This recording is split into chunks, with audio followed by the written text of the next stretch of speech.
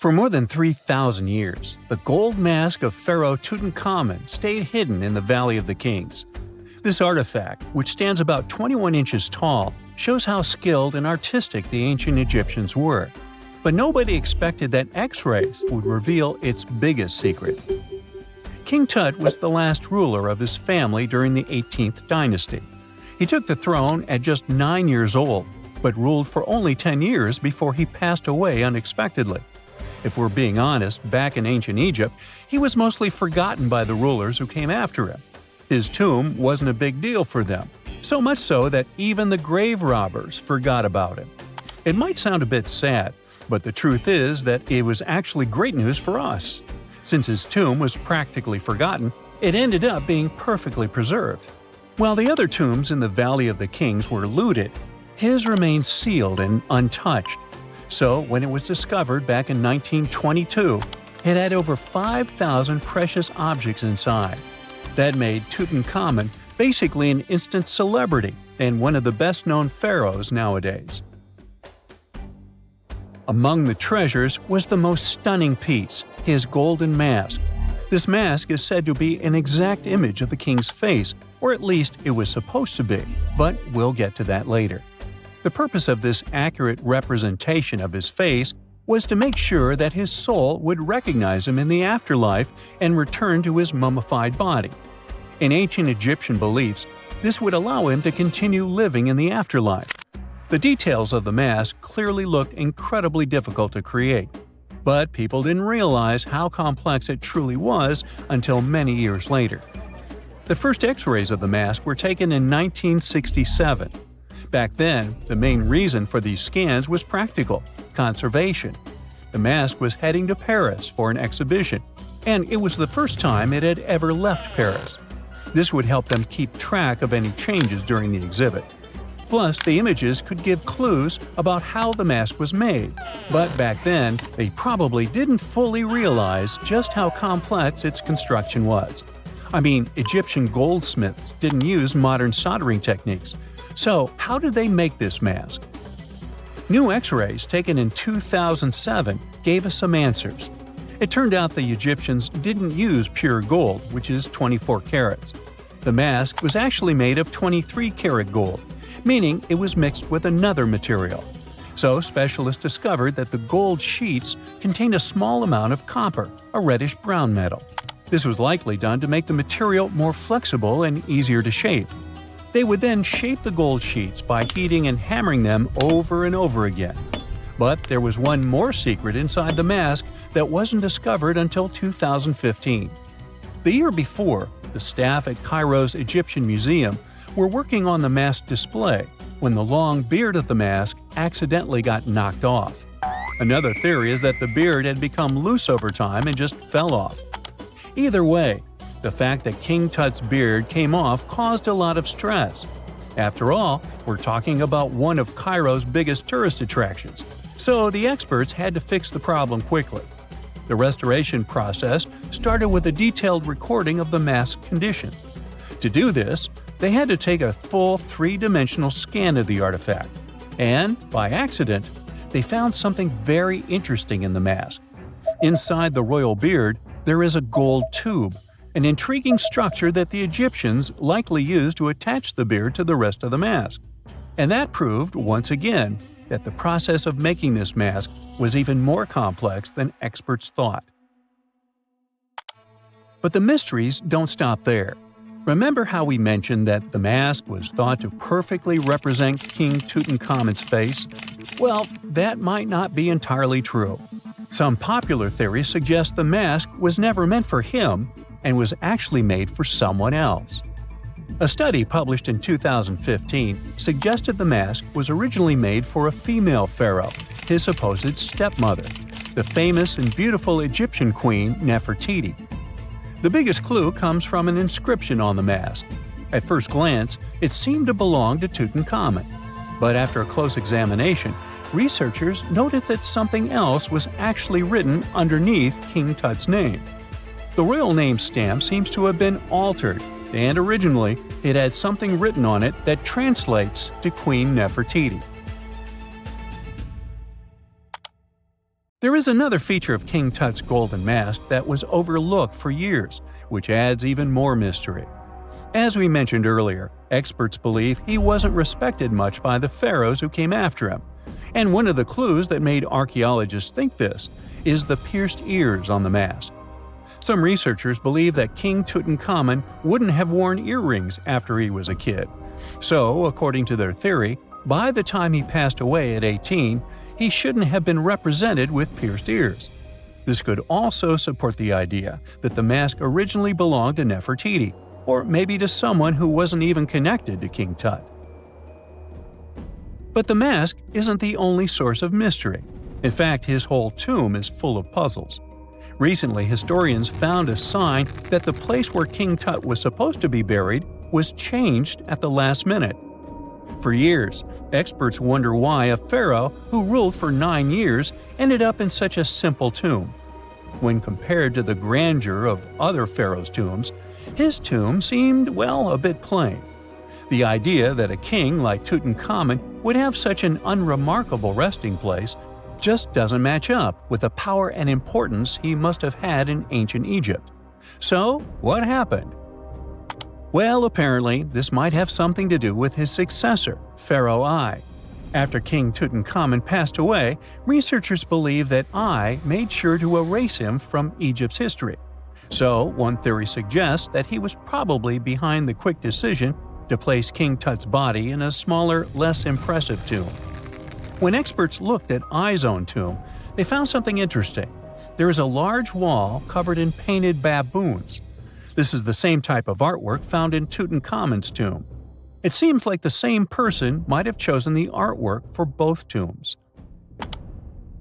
Now, the design and decoration of the two tombs are almost identical, suggesting there was a shared hand behind both. But there is one key difference. I's tomb is fit for a king. It's much bigger and more impressive, even though the style and artwork are similar to what you see in Tutankhamun's tomb. So the theory suggests that I decided what went into both tombs. Since Tut passed away unexpectedly at a young age, his grand tomb wasn't finished in time. Normally, pharaohs start building their tombs while they're still alive to make sure everything is perfect. But Tut passed away when he was just 18, so there wasn't enough time. I may have taken advantage of the situation, ordering a smaller tomb for Tut and keeping a larger one for himself. Experts believe this theory explains why Tutankhamun's tomb is so simple and how I managed to wipe his memory from history so easily. But in the end, the story of King Tut's mask and tomb is full of mystery and intrigue. Each new discovery sheds more light on what really happened all those years ago. But one thing is for sure, the secrets of ancient Egypt still have much to reveal, and King Tutankhamun will continue to fascinate people for years to come. Let's face it, most ancient tombs have been looted at least once. No matter how scary the rumors could have been, most mummies were open too. But one. This is the Bashiri mummy, and it puzzles everyone so much that nobody dares to see what's inside.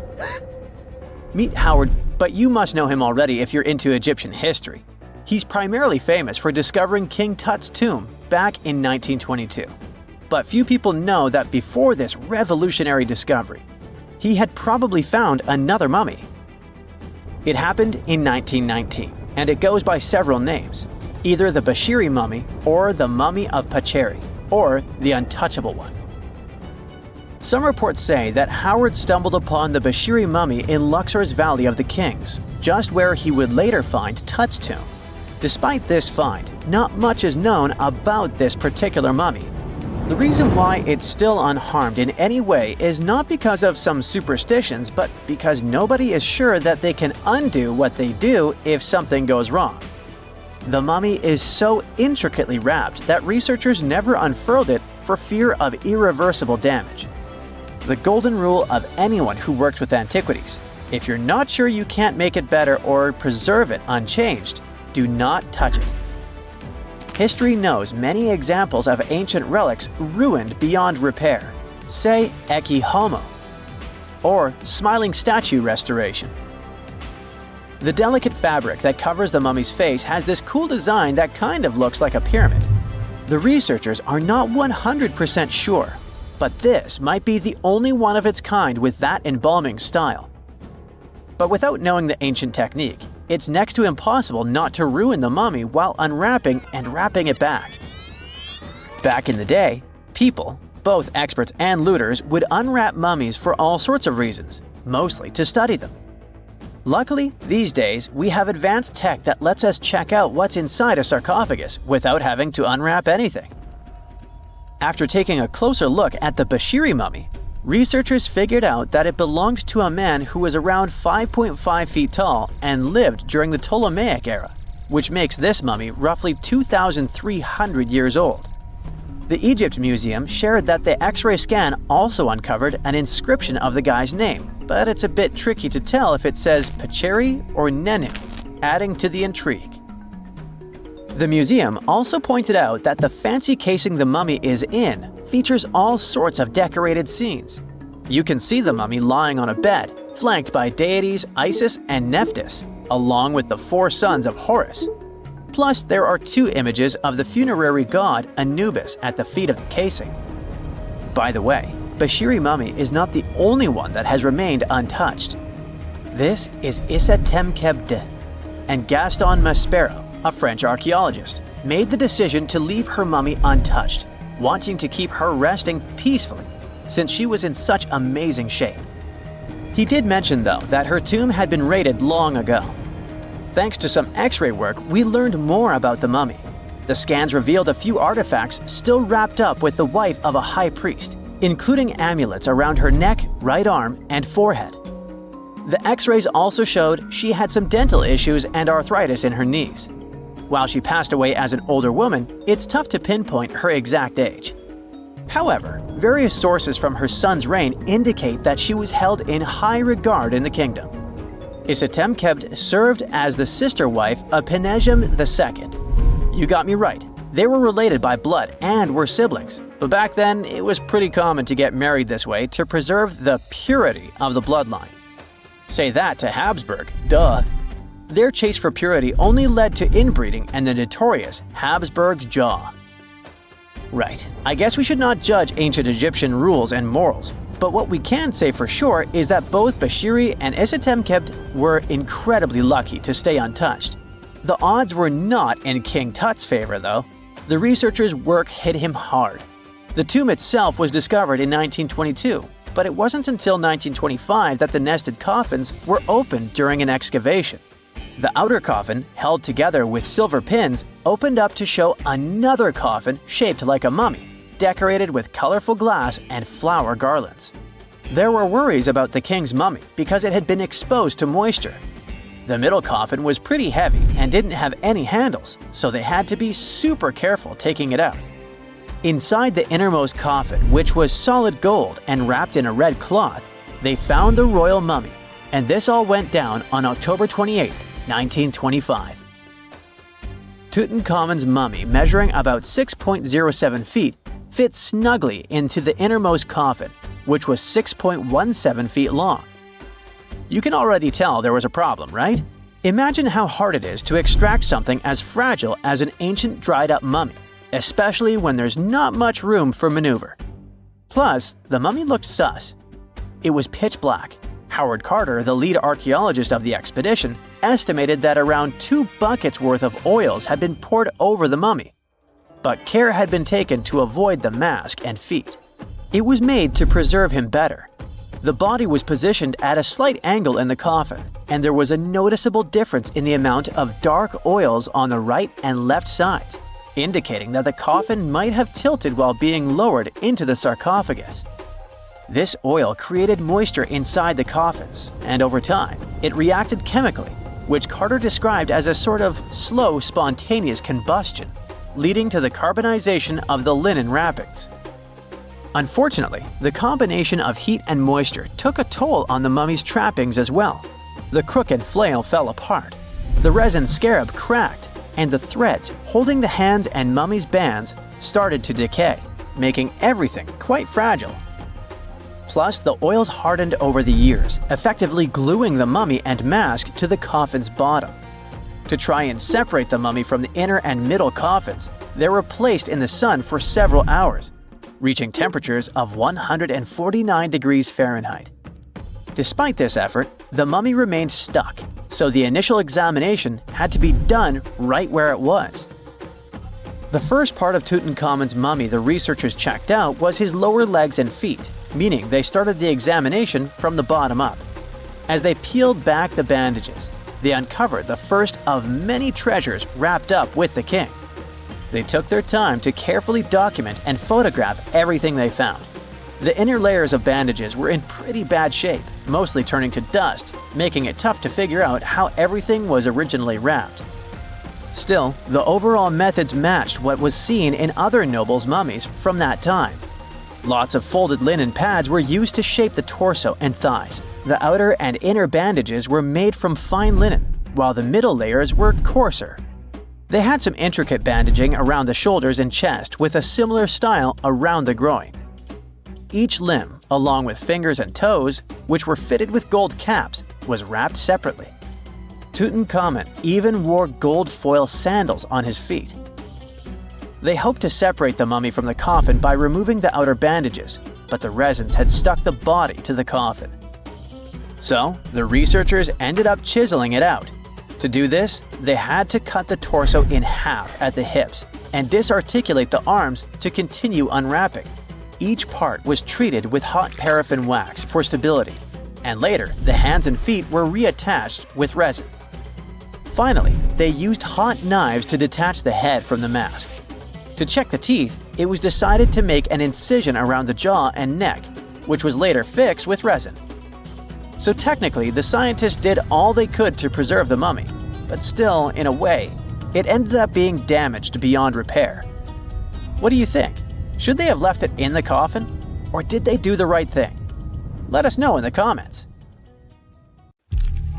When you hear the word mummy, you might get a chill down your spine. That's because most of us associate this word with those creepy characters we've seen in some scary movies. But in reality, mummies have helped us understand a lot about ancient civilizations, their rulers, and about how people used to deal with losing their loved ones. The people most famous worldwide for their mummies are the ancient Egyptians. They believed that some sort of existence after passing away was possible, if certain conditions were met.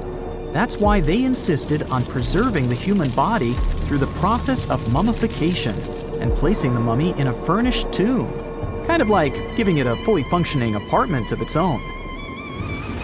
Why did they believe in this? Well, because they were deeply connected to their natural environment for the most part.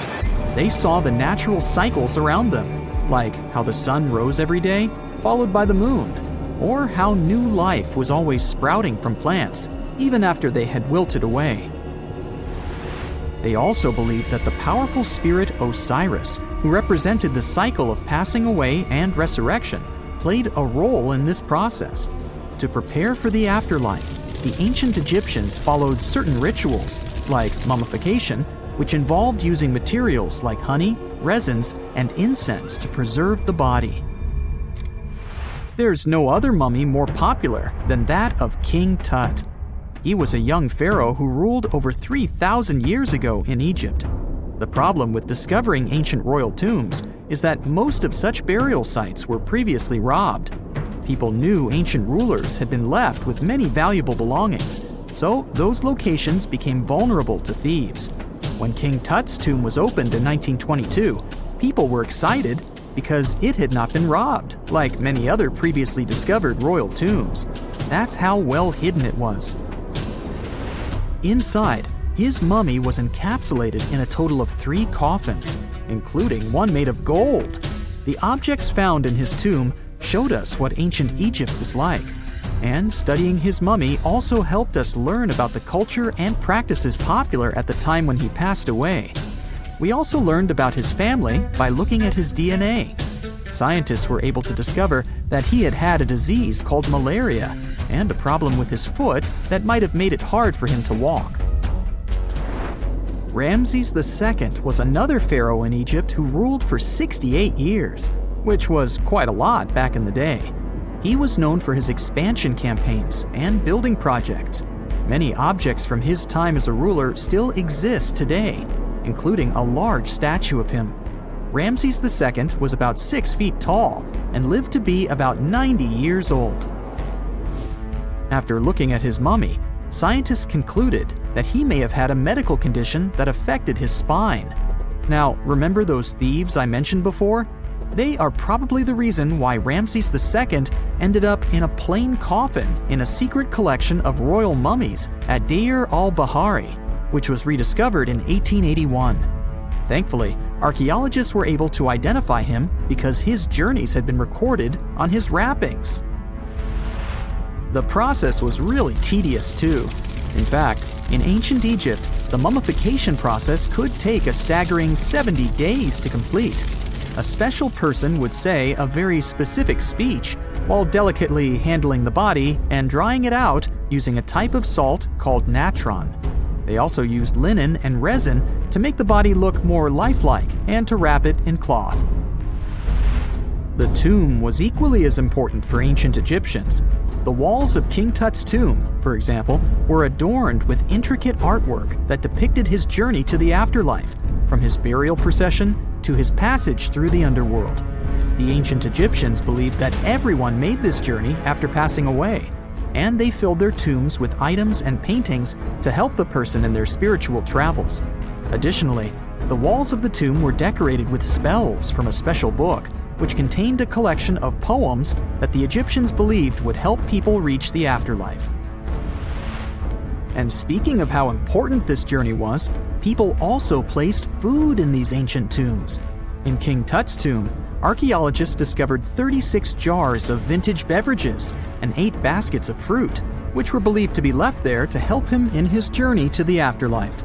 The Egyptians believed that traveling to the afterlife took a really long time, so they left a lot of supplies, such as food and water, to sustain their loved ones.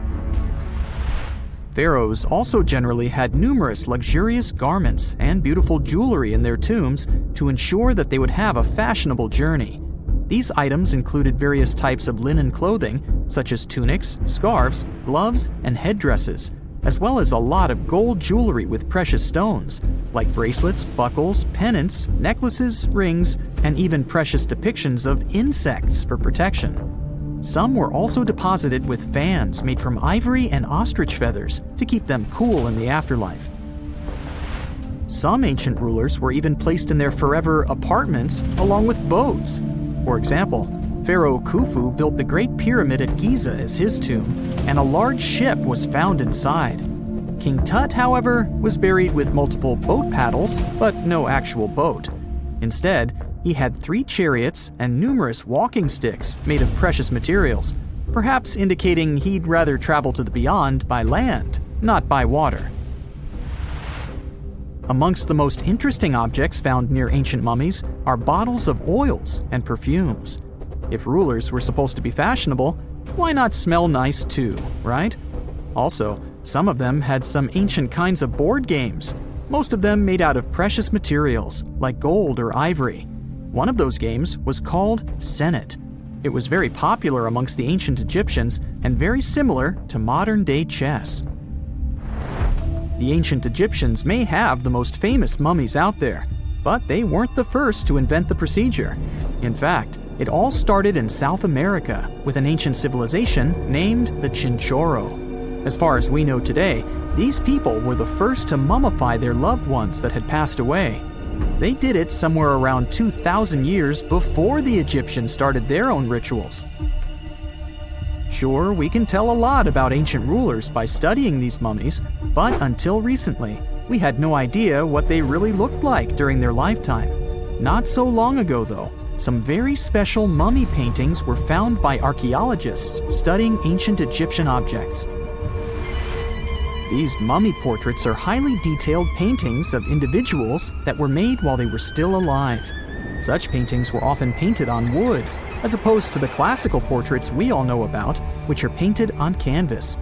They are known for their realism and beauty, and have even been used by researchers to diagnose diseases by comparing them to the corresponding mummies. Some of these portraits also include depictions of jewelry, which was later found on the mummies. The recent discovery of these mummy portraits in Central Egypt is significant, as it marks the first time in over a century that such paintings have been found. Mummies appeared all around the world naturally, too. Mummification can occur without people intervening because of natural conditions, like extremely cold or hot environments, places with a lack of oxygen, or accidental exposure to chemicals that preserve the body. These conditions don't allow bacteria to grow, resulting in the body remaining more or less intact. Famous Otzi was one of these mummies. We know today he was a man who lived around 5,000 years ago in Europe. But upon his discovery in the Alps in 1991, Austrian authorities initially believed that he was a modern mountaineer because of how well preserved the body was. However, after the Iceman was removed from the glacier, it was determined that he was actually from the Copper Age. So looky here, scientists discovered ancient artifacts near King Tut's tomb. Turns out, his VIP final resting place looks more like a public graveyard with about a dozen wooden coffins that's been there for around 3,600 years. Now, okay, I might have exaggerated a tad. The 11 tombs weren't exactly right next to King Tut, but they were close, near the same city of Luxor. New findings in Egyptian tombs can help us piece together what life was like in ancient Egypt. And guess what? Ancient Egyptians seem to have been remarkably like us, modern humans. Say, the women have always loved jewelry, and archaeologists retrieved a beautifully made necklace with 30 amethyst beads and 2 agate beads, plus a hippo head amulet. Bet it was all the rage back then. Researchers also discovered 2 copper mirrors. One had a handle shaped like a lotus, and the other was decorated with Hathor, the ancient Egyptian deity of the sky, women, fertility, and love. These recent excavations near Tutankhamun's burial site led to another jaw-dropping revelation. For the first time in thousands of years, fragments of Queen Hatshepsut's Valley Temple were uncovered. This fearless woman was thought to be the second female pharaoh, who ruled with both courage and wisdom, leaving a legacy as solid as the stones themselves. Her temple, hidden for ages, opens a window into a time filled with power, intrigue, and spiritual devotion. Archaeologists found over 1,000 beautifully decorated stone blocks on the outskirts of Hatshepsut's funerary temple. There were very few women who managed to take the throne in ancient Egypt. Another tomb was found nearby, and it belonged to the overseer of Queen Teti Sheri's palace, whose name was Jehuti-Mez. Queen Hatshepsut seems to have even more tombs, aces up her sleeve. These tombs were carved into the rock instead of being built as pyramids, showing a unique ancient perspective on how to protect the soul in the afterlife. Experts managed to retrieve some cool ancient pieces from the site. Toys made of clay, mummy masks, winged scarabs, and some amulets. Sadly, there surely used to be way more artifacts, but over the last centuries, there have been people other than archaeologists to stumble upon this site. It's likely that looters got to these tombs before them and may have taken some valuable items. But they did leave behind some cool stuff for the researchers, like pottery used for offerings of bread and meat, along with archers' bows that connect the tomb's owners to the Egyptian military. Meanwhile, soul protection is way more important than you might think, especially if you're roaming around Luxor looking for ancient secrets. You aren't scared of King Tut's curse, are you? Let me tell you what happened to those who weren't scared, but promise me to take it with a dash of salt, okay? For years, Egyptologists, especially those who believed in paranormal activity, were convinced that there was an unsettling curse surrounding Tutankhamun's archaeological discoveries. This belief stemmed from the mysterious and untimely demise of several excavators who discovered the tomb in 1922 with no logical explanation for why they passed away. It was just easier to chalk it up to something supernatural and avoid the whole mess. But it turns out it wasn't a curse at all. It was likely the radiation that caused those excavators to perish. Now, you might wonder where the radiation came from. After all, while radioactivity was discovered in the 19th century, ancient Egyptians, despite their impressive pyramids, didn't have any radium lying around to make Tut's tomb glow like crazy. So, what could be the real story? It might have been toxic waste behind it all. Toxic levels of radiation from uranium and hazardous waste have been lurking inside the tomb since it was sealed over 3,000 years ago. The burial chamber of Tutankhamun's tomb reportedly has such high radiation levels that anyone who steps inside could easily end up with a fatal dose of radiation sickness or an incurable condition. By the way, you can have a somewhat similar level of radioactivity if you don't get rid of those moldy dinner leftovers you left to perish in your fridge a month ago. But this radioactivity isn't exclusive to Tutankhamun's tomb.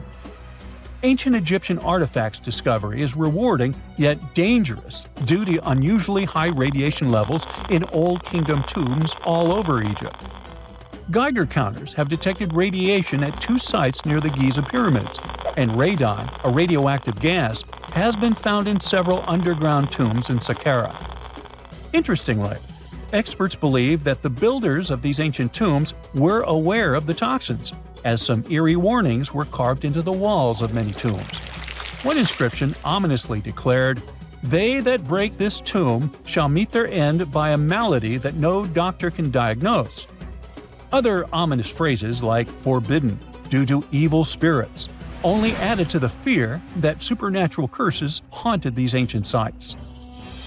Ominous signs have stunned archaeologists since forever, but the fear grew even stronger a century ago with the mysterious passing of Lord Carnarvon, who funded King Tut's excavation in 1922 and reportedly explored the treasure-filled rooms, along with several others who entered the tomb.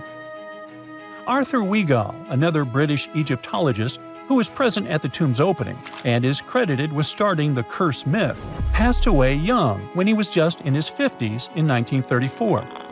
Chances are the condition that made him pass was connected to radiation. In total, 6 out of the 26 people who were there when the tomb was opened met their end within a decade from various causes. Not only X-ray exposure, those reasons include asphyxia, stroke, heart failure, pneumonia, and even poisoning.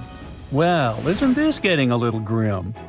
There was one guy who opened the tomb and somehow managed to avoid the infamous curse, Howard Carter, or so it seemed. Some folks pointed to his survival as proof that the curse wasn't real. After digging up the tomb, Carter published several books on the topic and shifted gears from archaeology to dealing in antiquities for various museums.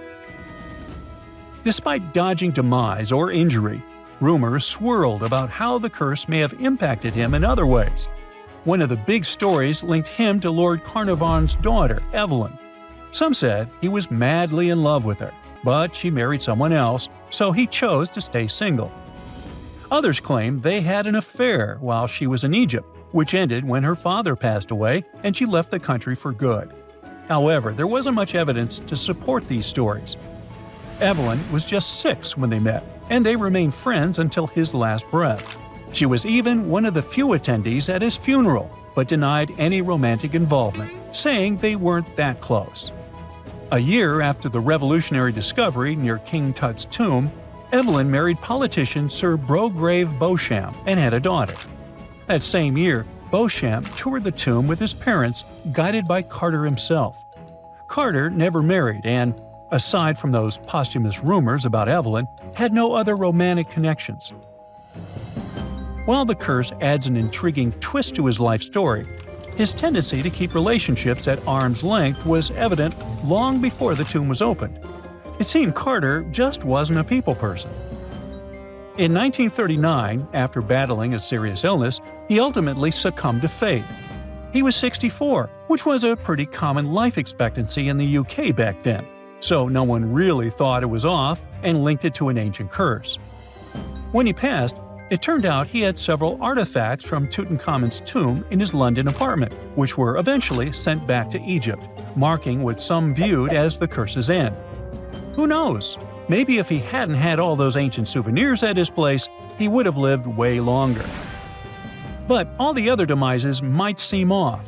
The curse theory was likely fueled by some strange events during the excavation. Carnarvon got a mosquito bite that became severely infected, and around the time they opened the tomb, Cairo experienced a bizarre power outage in a freak sandstorm. Back in England, the Earl's dog, Susie, managed to escape from Carnarvon's house and began barking frantically at seemingly nothing. At least that's what the staff and family saw. Strangely enough, at the very moment her owner's heart stopped, Susie started howling and fell down without showing any signs of life. Maybe radiation didn't play a crucial role after all, and those were indeed ancient artifacts from King Tut's tomb that made them all perish. Spooky, huh? A gruesome discovery took place in Egypt some years ago. You want to hear about it? 16 human hands, carefully buried in 4 eerie pits. They didn't look too much like human hands at first, since they were abnormally large, but they were. Weirdly, there were only right hands. No left hands were in sight. It turned out that it points to the practice of an ancient dark ritual. Old Egyptian art and tales talked of a ceremony where warriors would present the right hand of their adversaries as proof of victory and ask for gold in return.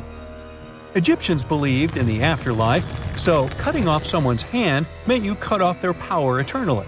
Guaranteeing this type of defeat was interesting to the winning party. Here, the fight was between Egyptians versus Hyksos, who lived in what was once known as Canaan.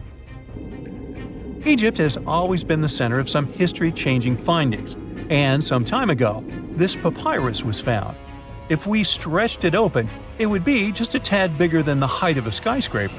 The world's tiniest skyscraper, which is located in Wichita Falls, Texas. When humans didn't write on their notes app, they wrote on this thing, made from the medulla of a papyrus plant. Around 2,000 years ago, ancient Egyptians wrote something reminiscent of a book where they describe most of their funerary traditions and their visions of the afterlife. It's considered one of the most important texts from ancient Egypt and is still sold in bookstores to this day. This ancient manuscript was unearthed from a chamber located just south of the Pyramid of Djoser, located in Saqqara. Oh yes, Djoser is the oldest pyramid in Egypt and not the Giza pyramids like most people think. So recently, the site of Saqqara buzzed with excited archaeologists who probably found one of Egypt's oldest complete mummies. They believe that this beautiful and well-preserved mummy was that of a wealthy man. He was discovered in a deep shaft, covered in layers of gold leaves. There are many symbols that show he was an important and wealthy man, like the band he wore on his head, the bracelet on his chest, and the fact that he was embalmed with a tunic, which was reserved for Egypt's finest. The most exciting part of the entire discovery was finding the resting place sealed with mortar, just as the ancient Egyptians had left it 4,300 years ago. Now this may sound weird, but back in 2008, archaeologists discovered a missing pyramid. Now it went missing because it deteriorated over the span of 4,000 years. Today, you can only see its base. It was a pretty important site back in ancient times. It is said that around the area of the pyramid, the ancients hosted a special type of ceremony where high priests would carry mummified remains of sacred bulls. Now, here's a fun fact. Ancient Egyptians believed that Apis bulls were earthly incarnations of the city deity of Memphis and was connected to rites of fertility.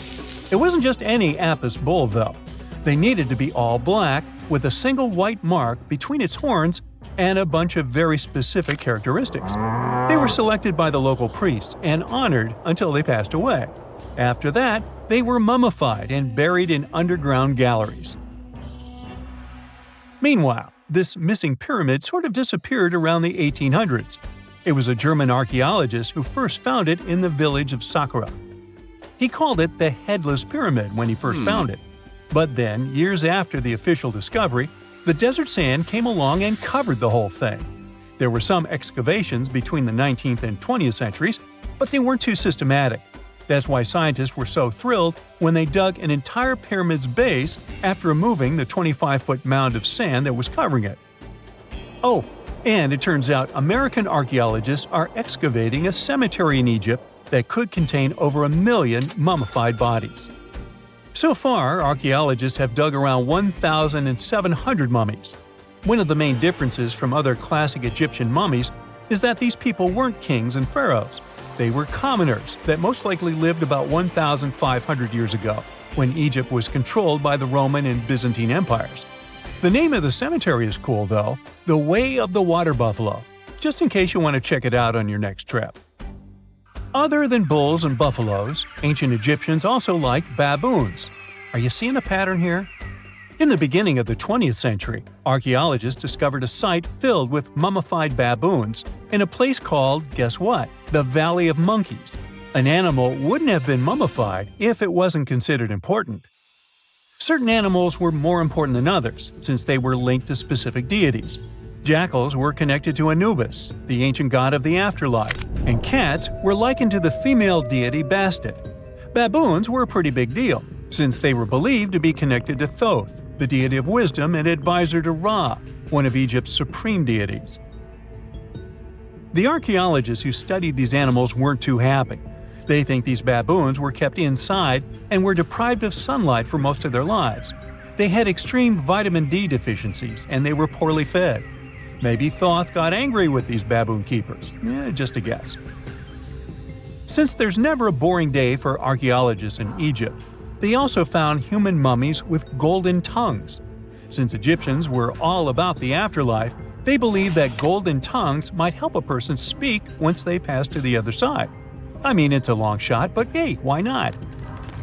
Some of these mummies were placed in wooden coffins with goods, such as necklaces, pottery, golden artifacts in the shape of lotus flowers, and scarab beetles, and iPhones. Just kidding. A new temple was also unearthed recently in Egypt. Scientists believe it was dedicated to honor Zeus Cassios. That deity would be a cross between Zeus, the almighty Greek deity of the sky, and Mount Cassios. While digging around the Sinai Peninsula in Egypt, archaeologists spotted two pink granite columns poking out of the ground, and bingo.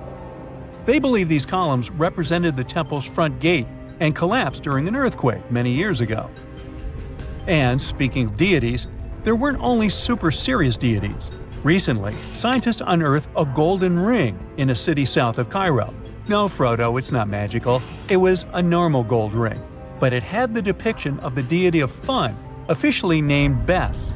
This deity is often described in sacred texts as a happy chubby dwarf.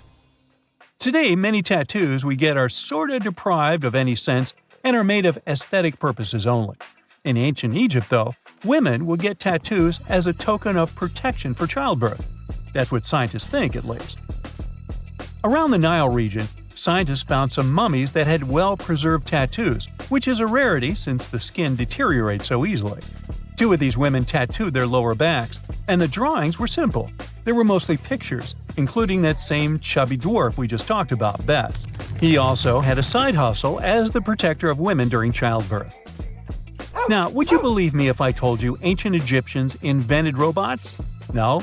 Well, that's because that's not entirely true.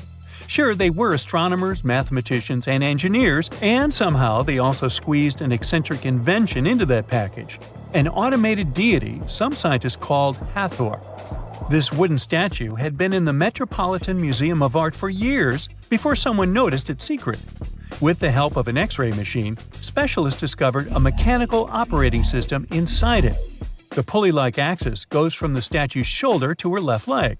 When the system rotates, the statue raises and lowers her hand. Hey, pick me! I got my hand up here.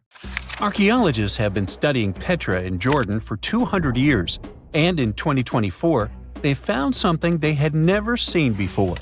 It's a tomb with at least 12 complete human skeletons and artifacts that are over 2,000 years old right in front of the treasury. Bronze, iron, and ceramic items were placed with the deceased, which shows how people honored their loved ones when they passed away. It's a rare chance for scientists to learn more about the Nabateans, an ancient group of Arabian nomads who built Petra. The objects found in the tomb under Petra's treasury are in amazing condition, but the skeletons became fragile because it's damp inside the tomb. They plan to study the remains and extract DNA to see if the people in the tomb were related. While some scientists are solving tomb mysteries, others have trained AI to find new ancient sites for them. They've created an algorithm that works with a special type of satellite imagery. This technique uses radio waves that can peek under things like sand, soil, and even ice to find hidden objects. AI will help search a huge desert on the Arabian Peninsula called the Empty Quarter for archaeological treasures. The lead scientists of the experiment trained the algorithm to recognize hidden locations using data from a site they had found before. The new tech can discover buried structures within 20 inches, which is very precise. Another groundbreaking tech, LiDAR, which means light detection and ranging, helped archaeologists reveal new hidden cities all around the world. LiDAR can see big structures beneath layers of vegetation and map even subtle changes in ancient landscapes. They use it to scan large areas from a small plane flying over places that aren't so easy to study from the ground, like dense jungle. In 2024 alone, they found new Maya settlements in southern Mexico, gardens, roads, and rivers in Ecuador's Amazon rainforest, ancient ruins on the Pacific island of Tonga, and the remains of 2 medieval cities along the Silk Road route in Uzbekistan. Maybe some smart technology can also explain what Marge Simpson is doing on Earth in an ancient Egyptian tomb from 3,000 years ago. The drawing, featuring a woman with yellow-colored skin, a blue crown, and a green outfit, is alarmingly like the famous cartoon character. If you don't see a resemblance here, I hope you'll at least enjoy an amazingly well-preserved necklace with amethyst and agate beads. It's from another recent find from Egypt, an ancient tomb with 11 sealed burials near Luxor. Archaeologists also found 2 copper mirrors, one with a lotus-shaped handle and the second with a unique design of the deity of the sky, women, fertility, and love in ancient Egypt. The hair of the figurine was originally made from almost 4,000 mud beads. Another awesome find from 2024 is an ancient Greek shrine with intact burials, a sarcophagus, and plenty of gold inside. They think it was built before the year 300 before the Common Era, and the marble lions, also found inside, were made from the same marble as the Parthenon in Athens. Greece is so full of ancient treasures that the city of Thessaloniki will house around 300,000 of those artifacts in their new subway system. Meanwhile, archaeologists in France have found a monument unlike any other, and they can't figure out what it was used for. It's direct proof that people used to live here between the Neolithic and the early Iron Age periods. The coolest part is a monument made of 3 unique shapes that fit together like puzzle pieces. Some gravel found in the monument could mean there used to be a wooden fence called a palisade. People who built it probably used it for protection or decoration. The team studied the layers of soil around the monument to learn more about its origins. The only tools found so far were sharp flint stones, not the cartoon characters, which were used during the Neolithic period. The next step will be radiocarbon dating to figure out exactly how old the site is. Now, the oldest saddle ever found so far was found in the grave of a woman near the edge of the Taklamakan Desert in northwest China. This saddle is the oldest ever discovered. It was crafted from pieces of leather that were sewn together and stuffed with straw and animal hair to make it soft. Now, normally, things made from natural materials like this don't last very long because they rot or fall apart. But the Taklamakan Desert is so dry that it helped preserve the artifact. The herdswoman who used the saddle was buried in her full riding attire, so this proves that not only men used saddles and took part in herding and traveling. Now let's shift to Guatemala, where an ornate jade mask made by the ancient Maya people was waiting for centuries to be discovered. Scientists use radiocarbon dating to figure out the age of the mask. They believe the mask may represent a Maya storm deity, a powerful figure in their mythology. These kinds of masks were often made to honor Maya royalty, and they were placed in the tombs of kings and queens when they were buried. The king's tomb was also decorated with carvings made using tools crafted from volcanic obsidian.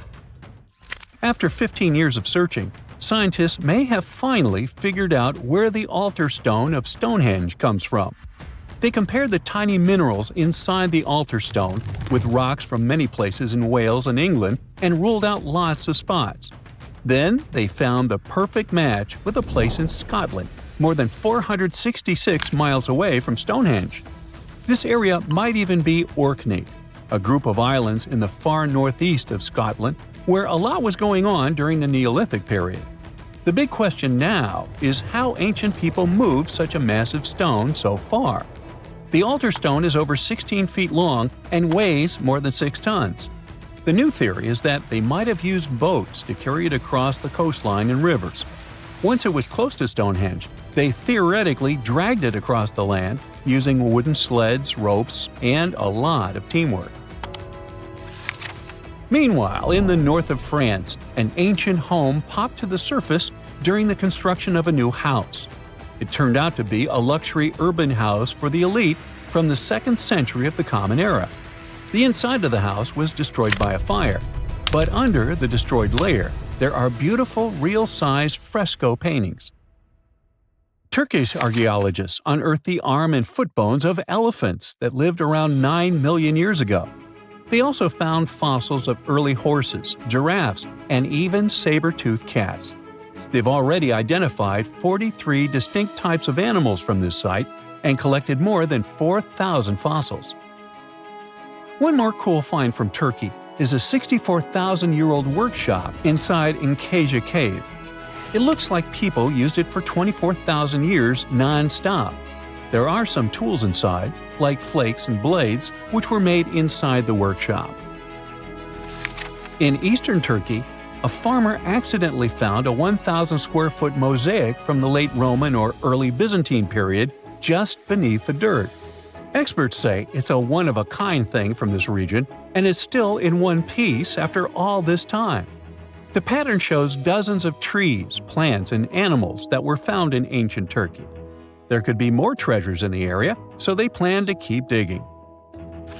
Our final stop will be in Sicily, where archaeologists uncovered a huge ancient thermal complex. Inside, they found 2 rooms with floors covered in colorful mosaic designs, along with a large courtyard surrounded by arched wings. As they kept digging, they discovered more parts of the ancient city. They found new roads and the remains of a huge complex, along with stretches of old stone walls that were part of the city's fortifications. These discoveries are helping scientists imagine what the city might have looked like during ancient times. No one knows for sure whether the bathhouse was built by the Greeks or the Romans, since both civilizations lived in Sicily long ago. When you think of an epic desert scene with blazing sun, endless dunes, and those magical little oases, you probably picture the legendary Sahara, right? But what if I tell you that 11,000 years ago, this vast expanse of hot sand looked totally different than it does today? Yeah, I don't know, I wasn't around then. But I'm told that back then, what we now call a desert was a lush paradise, brimming with lakes, rivers, grassy plains, and even woodsy forests. So, where did all this water go?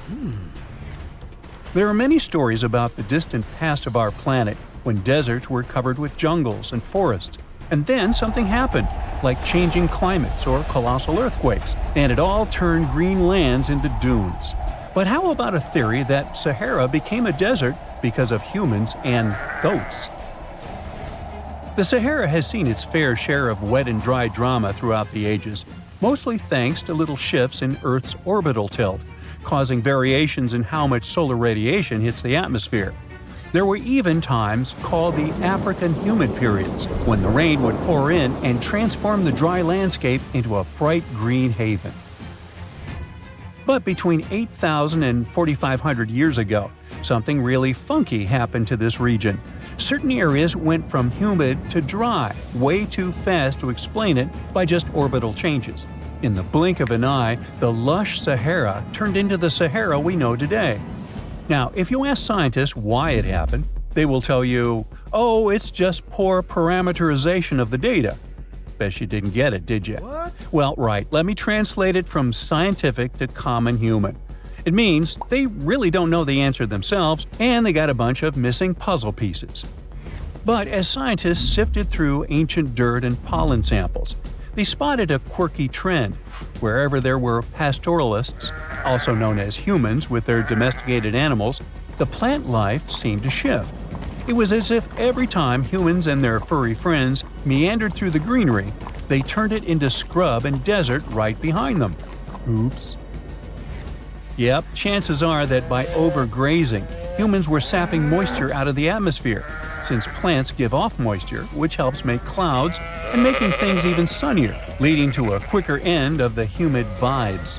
Plus, our ancestors may have been getting a little too cozy with fire for land management, further speeding up the desert takeover. Anyway, scientists are sure that this lush Sahara would have turned back into desert eventually, even if humans hadn't shown up, thanks to Earth's natural rhythms. So there's no need to pin this abrupt change solely on humans. It could simply be about nature getting feedback from vegetation and dust cycles. It's difficult to determine what caused these changes, as it's all interconnected. During the last humid period, the Sahara was filled with hunter-gatherers. As things got a little drier, they started herding animals for food. The weather pushed people to herd cattle.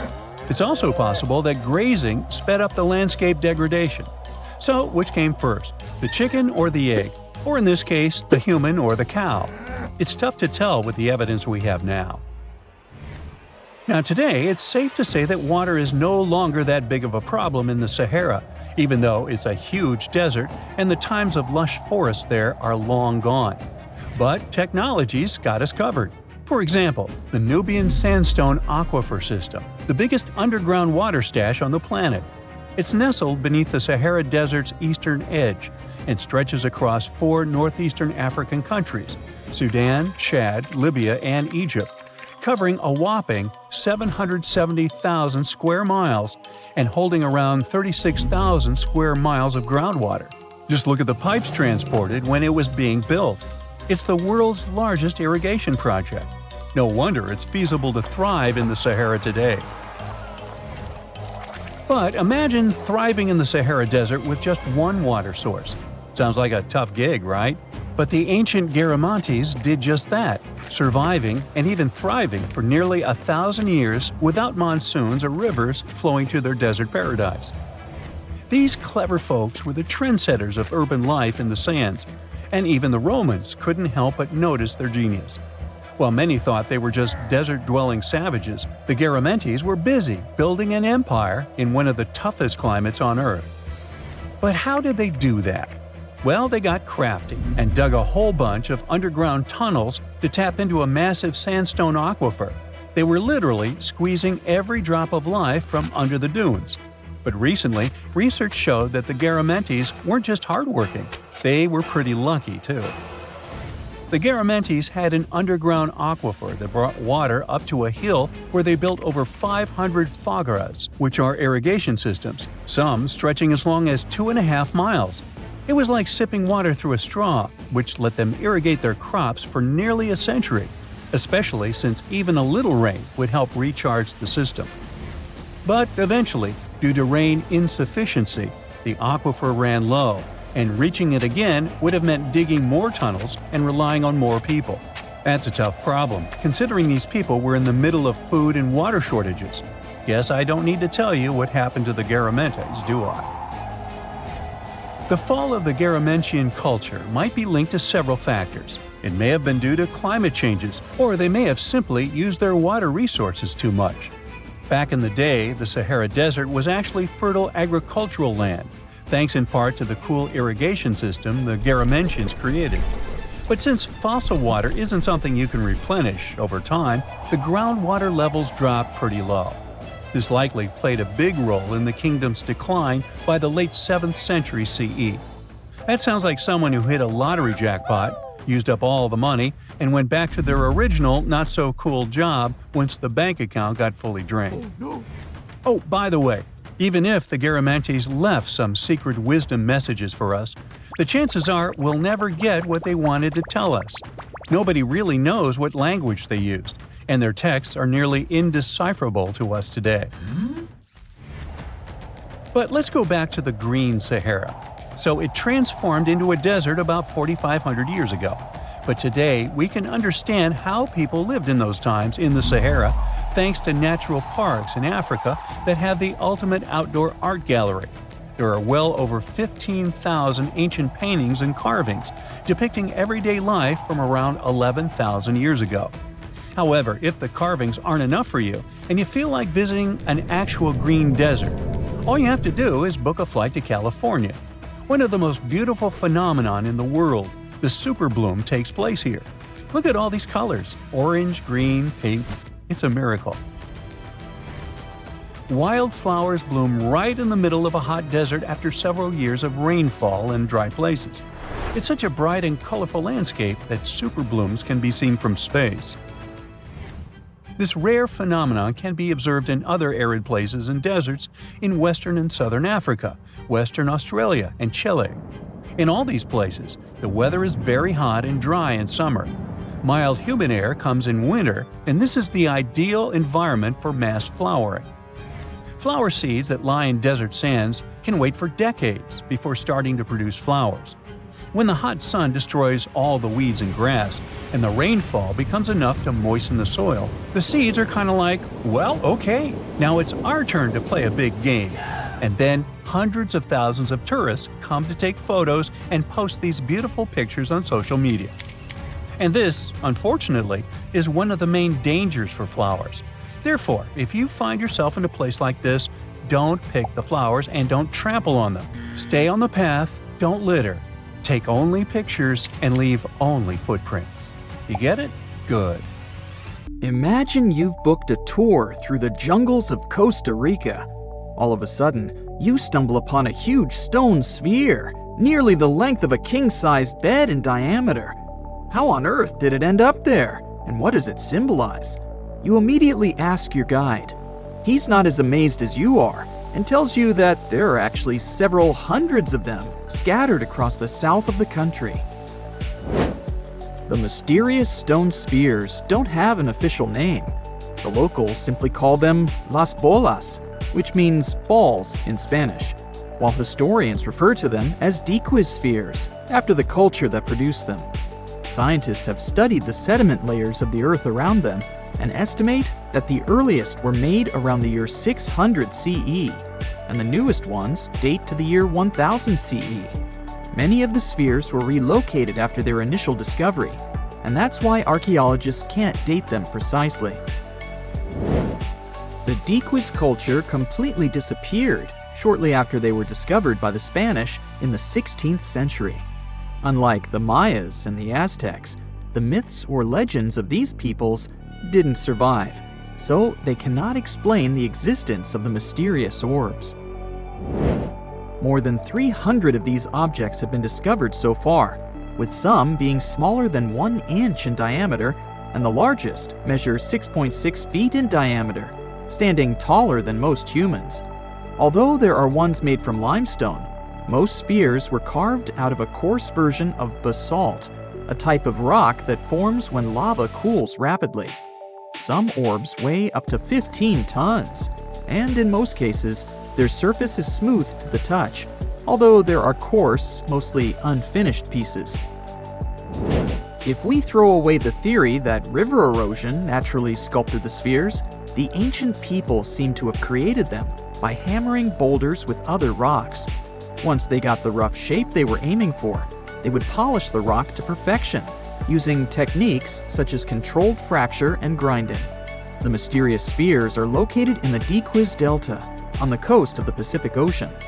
Most of them can be found in a place called Farm 6, which, alongside 3 other sites, was proclaimed a UNESCO World Heritage Site in 2014. The area contains other finds from the pre-Columbian era, such as paved areas, burial sites, and mounds. For centuries, the stone balls were hidden under a thick layer of sediment that protected them against the elements and looters until they were unearthed during the 1930s. The company that owned the land was clearing the rainforest for banana plantations when they stumbled upon these unusual stone constructions. Some were damaged by bulldozers, and some by workers trying to pry them open, as they believed there was gold hidden inside. It took a while before the authorities intervened to stop further damage to the finds. Doris Stone, the daughter of an executive of the company that owned the land, was the first to study the spheres. In 1943, she published an article in a leading American archaeological journal, turning the world's attention to the orbs. Expeditions soon followed, and archaeologists were immediately able to determine that the stone formations were human-made, probably created by the ancient indigenous population of Costa Rica. To this day, no one has been able to fully explain their function in a scientific way. It means there's still room for some wild theories about the sphere's origins and true purpose. The most popular theory in the scientific community is that the stone spheres served as decorations and status symbols, as many of them were found near the houses of chieftains. Local tribal leaders were also laid to rest with some of the smaller balls, so these stone formations were definitely associated with power in some way. Chiseling a boulder to perfection involved a lot of labor and planning, and only powerful individuals could afford it at the time. The other popular theory is that the boulders were used for astronomical observations. Individual spheres represented stars or planets, like a primitive map of the night sky. Since they were perfectly round, it was easy to roll them around. Before the jungle engulfed them, the area where they were found was a flat alluvial plain, ideal for rolling large boulders around. Another version of this theory suggests that the stones were used as boundary markers, much like modern border stones, which are also mostly made from stone. Finally, legends from other tribes that lived in the area tell of how the spheres were cannonballs that the deity of thunder used to drive away the deity of winds and hurricanes. We still don't know the original purpose of the Costa Rican spheres, but they remain an important part of the country's national identity. The National Museum in the Costa Rican capital, San Jose, has 6 of them in its courtyard. Many other spheres have become prized garden decorations for wealthy Costa Ricans. There's even one at Harvard University. More than a millennium after they were created, the mysterious stone spheres of Costa Rica are still associated with power and wealth. In terms of numbers, the stone orbs are not perfectly round. They are rated as nearly perfect, at 96% spherical in shape. And while even that is pretty impressive, the spheres of Costa Rica are not the only ones of their kind. Nearly a decade ago, workers came across mysterious giant stone spheres deep underground in a coal mine in northern Asia. The surface of the spheres, which measured a little over the length of a human footstep in diameter, was unusually smooth, and people tried to explain it somehow. Some were certain they were out of this world, and others suggested the spheres were actually petrified dinosaur eggs. Scientists quickly put an end to further discussion, as it turned out that the mysterious spheres were concretions. Those are rock formations that take millions of years to form deep underground. Think of a pebble that picks up snow as it rolls down a hill. That's how concretions are made. Groundwater, rich in sediment and minerals, flows around the sediment, slowly shaping it into a perfect orb. The process is quite common in nature, but most concretions are fairly small. The spheres found in the coal mine grew to their size in the mineral-rich ground, and they were big enough to get the press and the general public interested. Another possible case of concretions is the massive stone spheres found in the Visoko Valley in Bosnia. Samir Osmanagic, better known as the Bosnian Indiana Jones, was the first to explore those objects about as wide as the length of a London bus. He believes the stone spheres were carved by a lost civilization that lived in the area 1,000 years ago. The reddish color of the orbs, though, is proof to geologists that they are indeed concretions, rich in iron content. The Moki marbles, found in rural Utah, are similar in color to the Bosnian spheres. These tiny concretions are the size of toy marbles and consist of a sandstone core and a shell made out of hematite, an iron ore. In South Africa, miners have come across Klerksdorp spheres, which are similar in shape and size to Moki marbles. The only difference is that these ones formed inside volcanic sediments and ash. The most intriguing among human-made tiny spheres are probably the orbs found on several Greek islands. Scientists discovered 700 stones smaller than golf balls near the Bronze Age site of Akrotiri on the island of Santorini. They believe that the finds were between 3,600 and 4,500 years old. When they compared all the stones' variations in size and color, the archaeologists concluded that these enigmatic stones could have easily been the oldest board game ever made. With the help of artificial intelligence, scientists are now trying to work out the rules of this game. There are countless doors all over the world that haven't been opened for decades, and even centuries. The question is why? It seems that nowadays you can open any door you want. The truth is that some doors were sealed for a grave reason. And so far, nobody has found out what treasures and mysteries they hide. Here are 4 doors that keep their secrets all too well. The Taj Mahal. First up, we've got the Taj Mahal in India, one of the most romantic places in the world. Shah Jahan commissioned it in 1631 and dedicated it to his 3rd wife, who he loved like crazy. They were married for 19 years and had a whopping 14 kids together. But unfortunately, she passed away while giving birth to their last baby. Shah Jahan was heartbroken and decided to build an epic tomb to remember her by. The construction took a whopping 20 years to finish. The building has quite an interesting layout. The design is super unusual with these 4 massive 130-foot tall minarets that stand on the corners of a huge platform. They're not just there for looks. Back in the 17th century, architects were having some serious issues with buildings collapsing under their own weight.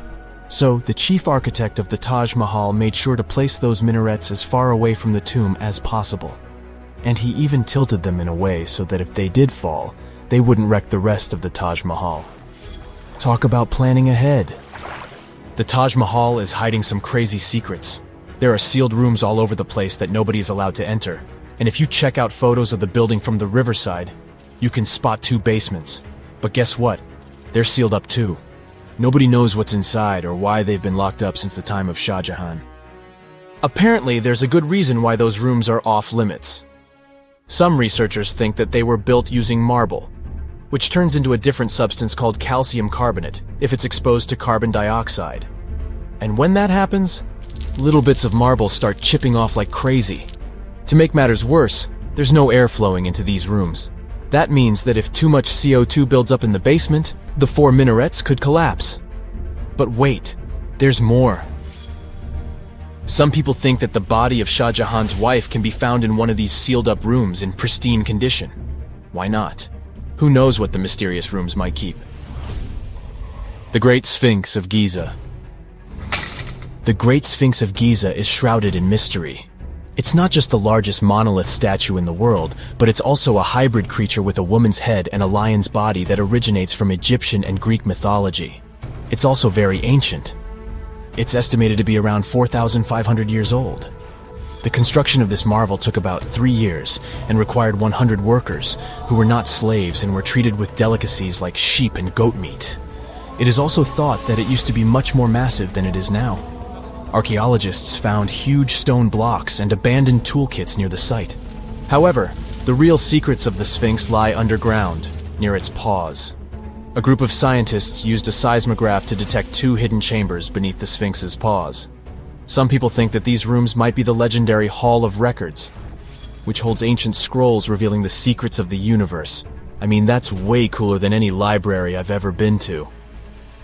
Rumor has it that the Egyptians even had info on Atlantis stashed down there, which is like a super old version of a conspiracy theory. Unfortunately, we can't go on an adventure to check it out just yet. The chambers presumably have 2 entrances, but both remain sealed. The researchers haven't yet received the green light to check out their theory. Let's hope they won't keep us in suspense forever. Sri Padmanabhaswamy Temple. This temple is located in the beautiful state of Kerala in India. This temple is famous for more than just its breathtaking beauty. Underneath the temple there are 6 vaults, creatively named A, B, C, D, E, and F. the enormous iron doors to these chambers add to the mystery of what's behind them. A few years back, the authorities decided to open these vaults to the world, but it wasn't an easy task. You can't just open the doors and enter the vaults. It required a lot of work. It took them a while, but finally, in 2011, they opened 5 of the 6 chambers. And guess what they found? Tons of treasure. Bags of gold, precious gemstones, and priceless diamond jewelry. The estimated worth of everything found in the vaults is a whopping $1 trillion. It's like the temple was the real-life inspiration for Aladdin's Cave of Wonders. But wait, I said 5 of the 6. What happened to the last one?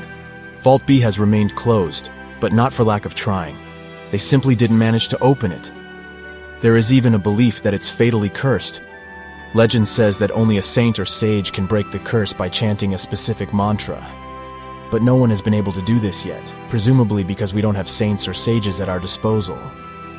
There is also rumor that in the 30s, some temple invaders tried to enter Vault B to do some good old looting. But they never reached their target. Apparently, terrible snakes materialized out of nowhere and chased the gang away. But of course, this is just an urban legend, and there is not proof of that. However, it is said that the Auditor General dealing with the temple claimed that Vault B had been opened at least 7 times since 1990, and nothing bad happened to anyone who entered. Who knows? Maybe we should send Indiana Jones to check it out. The First Emperor's Tomb. Deep under a hill, completely undisturbed and surrounded by dangerous traps, lies an ancient 2,000-year-old tomb. It belongs to Qin Shi Huang, the first emperor of China. He was born in the Qin state and became king when he was just a boy. But when he grew up and gained full power, he united the warring states ancient China was divided into by conquering them. After that, he created the Qin dynasty. When he died in 210 BCE, they buried him deep underground in a massive tomb. And when I say massive, I mean massive! Back in 1974, some farmers in Xi'an, China, stumbled upon something strange while digging a well, a huge terracotta soldier. This discovery led to an extensive archaeological dig that has continued for over 40 years, revealing a collection of thousands of clay soldiers. The unique thing about these soldiers is that each one has its own unique features, from hairstyles to facial expressions. It's believed that there could be up to 8,000 of these soldiers, but only 2,000 have been found so far. Interestingly, the central tomb, which is believed to be the resting place of the emperor, is still untouched. In ancient records, there are references to a vast underground city that the emperor built, complete with scenic towers, palaces, and whatnot. Sima Qian, a Han Dynasty historian, wrote that the tomb was adorned with treasures and had space for hundreds of officials, but the lack of technology to properly examine the site is what's holding things up. Qin Shi Huang was surrounded by liquid mercury in his tomb, with 2 of the streams representing the major rivers of China, Yellow River and Yangtze. The ancient Chinese believed that mercury could provide immortality, but it could have also caused the emperor's death since he regularly took mercury pills to prolong his life. The dangerous levels of mercury contamination in the soil near the tomb are the main reason why scientists are reluctant to explore it. It could be very dangerous both for people and for the environment. Now, if I had to choose which door to open, I'd probably go for the one that doesn't lead to a tomb surrounded by poisonous mercury. Call me crazy, but I'd like to avoid any potential health hazards.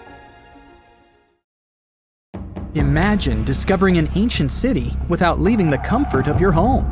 In 1963, a man in the Nevşehir province of Turkey did exactly that. He was renovating his house. He knocked down a wall in his basement and found a mysterious room. He continued digging and saw a tunnel. This is how Derinkuyu Underground City was found. Derinkuyu is one of the deepest multi-level underground settlements of Cappadocia and in all of Turkey. This engineering masterpiece has 8 levels. The inhabitants living on those floors had access to cellars, storage areas, chapels, a school, a study room, and other structures. All floors are connected by an extensive network of tunnels. It's believed that the underground city was built as a shelter. You can't see the construction from the outside. Its depth is approximately 279 feet. The The complex was large enough to shelter about 20,000 people, plus their livestock and food supplies. There's also a 180-foot ventilation shaft. People used it both for ventilation and as a well. The well supplied water both to the villagers living on the surface and to those hiding in the underground city. Interestingly, those living on the bottom levels were able to cut off the water supply for the upper and ground levels. This kept the water safe from potential poisoning. The place was designed for protection. The tunnels could be blocked from the inside with huge round rolling stone doors. The passageways were extremely narrow. Potential invaders had to enter the tunnels one at a time. Seems like they thought of everything in the 7th century BCE. Archaeologists believed the Phrygians were the ones who first built the levels. After them, the structure was used and enhanced in Roman times. This was when the chapels were added. The golden time of Derinkuyu, however, was during the Byzantine era. But how did these people manage to create such tunnels? Well, the rock they carved them into wasn't usual. It was soft volcanic rock. It appeared due to a geological process that began millions of years ago. Volcanic eruptions covered the area in thick ash. It then solidified into this soft rock. When the natural forces of wind and water eroded softer parts, only hard elements remained. Fun fact, fairy chimneys are also made of intricately shaped volcanic soft rock, but they formed naturally without any human intervention. I'm still in Turkey, but this time, my destination is Çanakkale, where a myth came to life. For 3,000 years, people believed that Homer's Iliad was fiction and that Troy never existed. In 1863, everything changed. Expatriate Frank Calvert discovered ancient ruins in western Turkey. He was convinced they belonged to the ancient city of Troy. Heinrich Schliemann examined this area in 1868. That's when Troy saw sunlight again after all those centuries. Troy has complex layers. Over the years, 9 ancient cities were built on top of one another. Historians say that the area was strategically located between Europe and Asia, so it became a prosperous trade and cultural center. This strategic position made Troy attractive throughout history. After the Trojan conflict, the city was abandoned between the years 1100 to 700 BCE. Then Greek settlers rediscovered the area, and Alexander the Great ruled there. The Romans then invaded the city. Speaking of this event, the first thing you would see when visiting the site is a replica of the wooden Trojan horse from a movie shot in 2004. The next stop is Lothal. In the 1950s, Lothal and several other Harappan sites were discovered in India. These new provinces extended the boundaries of the Indus Valley civilization. Lothal was an important part of the Harappan civilization. It had vast cotton and rice fields. Plus, it had a bead-making factory. Beads were made from semi-precious stones, like agate. Many of these beads were later found in Mesopotamia, which serves as evidence that Lothal was a thriving trading port. Archaeologists believe that the city was part of an ancient trade route. Traces of agriculture? Check. Traces of trade? Check. What else? The remains of residential buildings, streets, bathing pavements, and drains. Some real city planning, and impressive examples of early urbanization. The town was well constructed. There were modern houses. Some of them had 6 rooms, bathrooms, a large courtyard, and even a veranda. Lothal also had the world's oldest known dock. It linked the city with the Sabarmati River and the trade route. The ancient Mayan city of Calakmul is located in southern Mexico in the tropical forest of the Tierras Bajas. From 500 CE to 800 CE, Calakmul was home to over 50,000 people. There was a central plaza surrounded by outer districts. And if we count both the inhabitants of all those outer areas and those who lived in the center, Calakmul had a population of more than 1.5 million people. It was a city that was habitable for 12 centuries. It's believed that the place had more constructions than any other excavated Maya settlements in the region. After 1000 CE, the Maya civilization there faced a downfall. The settlement that was once the center of Mesoamerica was almost completely abandoned. The ancient city was at the heart of the second largest tropical forest in America. The site is well preserved, so today, if you were to visit it, you would be able to picture what life looked like in ancient Mayan times.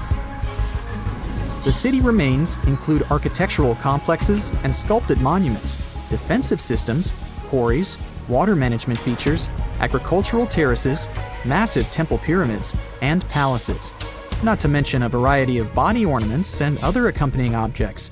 It proves that complex state-organized societies lived in this tropical forest. The Mayans depicted nature in their paintings, pottery, sculptures, rituals, and even food. I'm moving on to a place people thought didn't really exist. The city of Thonis Heracleion appeared only in a few inscriptions and ancient texts. Turns out, it was waiting to be discovered for thousands of years. Scientists searched the majority of the coast of Egypt. But then, archaeologist Frank Gaudio and his team detected a colossal face looking at them from under the water. The ancient city of Heracleion was discovered completely submerged 4 miles off Alexandria's coast. In the ruins of the lost city, there were 64 ships, 700 anchors, and a treasure trove of gold coins. Archaeologists consider a 16-foot tall statue and the temple remains the most important findings discovered by the expedition. Back then, the city had ceremonies and celebrations that took place in the Temple of Amun. The ruins and artifacts were made from granite and diorite, so they were in good condition even after having been in contact with water for centuries. They give people a glimpse into what life was like 2,300 years ago in one of the most important trade ports of the world. The city had a network of canals. You can think of it as an ancient Egyptian Venice. The canals linked many separate harbors and anchorages. Towers, temples, houses, and other structures were also linked by bridges. Thonis Heracleion was the country's main port for international trade and the collection of taxes. No one really knows how the city ended up submerged, but archaeologists connect it with natural causes. At the end of the 2nd century BCE, most probably after a flood, Heracleion got covered with water. Then, Alexandria, the city founded by Alexander the Great, became more glorious than Heracleion. Before Alexandria's fame, Heracleion was the main port of entry to Egypt. So, after the disaster, many ships heading for Heracleion had to change their route and go to Alexandria. Heracleion lost its glory until its rediscovery in 1933. Mesa Verde is an American national park in Colorado. The park is the largest archaeological preserve in the U.S., with more than 5,000 sites, including 600 cliff dwellings. Mesa Verde means green table in Spanish. The name comes from the shape of the mountains in the area, with flat tops and steep sides. The park is an ancestral Puebloan archaeological site. Starting from 7500 BCE, a group of nomadic Paleo-Indians seasonally lived in Mesa Verde. They were hunters, gatherers, and crop farmers. They built the first pueblos in the region. By the end of the 12th century, the Mesa Verdeans began constructing massive cliff dwellings, which are now the best-known structures in the park. We've all been afraid of the dark at some point in our lives, haven't we? I mean, do you remember getting tucked into bed by your mom or dad after they read you some scary fairy tale with monsters and dragons or even dinosaurs? But just as your parents were about to turn the lights off and silently step out of your room, you remembered. What if there was something hiding under your bed? Or worse, what if some spooky creature was stuck somewhere in the closet? You could probably get up and check, but it was too dark out there. Wouldn't it be great to have some source of light that would come from within your body? You could always use it whenever you get surrounded by darkness. Unfortunately, as humans, we aren't able to do that. But there are a bunch of creatures out there that can, in fact, light themselves up. That's thanks to a little something scientists call bioluminescence. Animals and fish living in the ocean tend to have this talent more often than others. And you can find these creatures anywhere, close to the surface or deep down at the bottom. 2.5 miles deep if you have a knack for numbers. These creatures use their light for a lot of things, like communicating with other members of their species, luring in prey, and even scaring away enemies. Bioluminescence is basically an organism's ability to emit its own light. Chemistry has a lot to do with it. Such animals use two chemicals, one called luciferin and the other called luciferase. Add a bit of oxygen and bam! Light! Should you ever wonder if you actually observe bioluminescence or if someone just dropped a glow stick in the ocean, be on the lookout for neon blue, green, or even red sparkles in the sea. They're usually spread over a large area. This can even make the water look like glitter or a starry sky.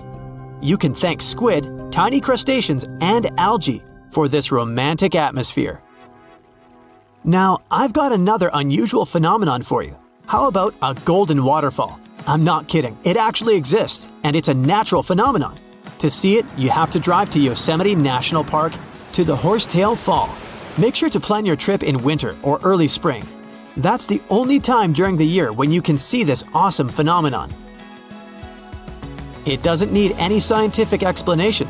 It's nothing more than sunlight at dusk hitting the waterfall in such a unique way that it makes it look like a river of lava. Or gold, your choice. That's the reason why during this time of year, the Horsetail Fall is also named the Fire Fall. Unfortunately, this phenomenon is becoming less and less visible within the years, mostly because of drought and other issues connecting with the melting of snow. So, should you ever decide to visit, keep an eye on the waterfall since the effect is very brief. Ever heard of a dirty thunderstorm? It's also called volcanic lightning. Apparently, specialists looking into the phenomenon have yet to fully grasp what it is. When a regular thunderstorm happens, particles with positive and negative charges collide, hence the giant spark we call lightning. It also makes a lot of noise, which you can recognize as thunder. But when a volcano is erupting, some of the volcanic ash particles get electrically charged, and while getting projected into the air with a huge force, they collide and cause electrical discharges. This whole process makes it look like there's lightning coming from the volcano itself. Imagine all that ash, gas, and smoke coming from the crater, and then add some electricity to the mix. It'll make the whole picture look really bizarre. No wonder this phenomenon is called the dirty thunderstorm. Now, how about clouds that look like waves? Those are called asperitas clouds, and they're actually quite close to the ground, unlike your regular day-to-day clouds. The name comes from the word aspero, which in Latin translates to rough or uneven. On rare occasion, you may spot such clouds when the weather is calm, but they're mostly associated with thunderstorms. These clouds appear during unstable atmospheric conditions, and surprisingly, they don't produce rain. Even though they do resemble dark storm-like clouds, they also create random patterns, tricking your eyes into thinking you're looking at the surface of the sea from under the water. Another impressive kind of cloud is called mammatus clouds. What makes them so special is a series of bulges emerging from the base of each cloud. One such cloud enters a level in the atmosphere where the wind direction changes. You can see these wave-like patterns in the sky. Australia is the place for you if you like surfing, but not all the waves you can catch there are made of water. Near a town called Hayden, there's a mysterious wave made out of rocks. This granite formation supposedly dates back to 2.63 billion years ago. That's way before dinosaurs started hanging around the planet. Standing at 49 feet high and 360 feet long, the wave was formed as a result of two processes: weathering and erosion. There's softer sediment at the base of the wave rock, which was chemically weathered by groundwater. Winds and rain did the rest of the job, causing the erosion of the rest of the formation. Its red, yellow, and gray stripes are made of iron hydroxide, carbonates, and other chemical compounds that were washed down by the rain. You've made it to Australia, so stick around a bit more. There's one more location here that seems unreal. You'll need to fly over this one, however, if you want the best picture. In the western part of the country, surrounded by green woodlands, there's a series of lakes. They're all a staggering shade of bright pink. Out of them all, the most famous is Lake Hillier, a 2,000-foot-long reservoir. It's surrounded by both sand and a forest of eucalyptus trees. This makes the cartoon-like hue of the lake stand out even more. One of the many theories explaining the color of these mysterious lakes is connected with algae. These algae appear to gather high levels of a substance called beta-carotene, which has a red-orange pigment in it.